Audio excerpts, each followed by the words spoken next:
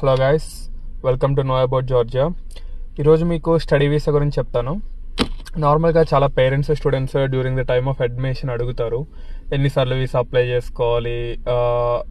ఎందుకు అంటే ఇది ఫైనాన్షియల్గాను అలాగే ఫిజికల్గాను బర్డెన్ స్టూడెంట్కి and పేరెంట్కి.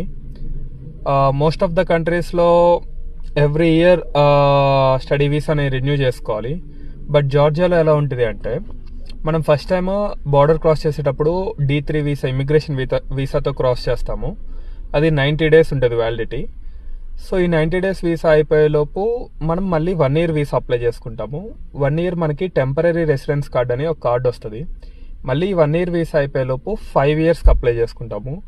So like through out the ప్రాసెస్లో మనం 3 times, ఒకటి ఇండియాలో, 2 times జార్జియాలో అప్లై చేస్తాము. ఇండియాలో అప్లై చేసేది వదిలేస్తే ఇక్కడికి వచ్చాక స్టూడెంట్ 2 times అప్లై చేసుకోవాలి. సో ఫస్ట్ టైం ఎవరైతే హాస్టల్లో ఉంటారు కాబట్టి students, most of the time మేమే హెల్ప్ చేస్తాము. Second time it depends. చాలామంది బయటికి వెళ్ళిపోయి ఉంటారు, still we help them. Moreover who are in the hostel, ఎవరైతే హాస్టల్ ఉంటున్నారో వాళ్ళకు కూడా మేమే చేస్తాము. That's it for today. Will meet you in next video.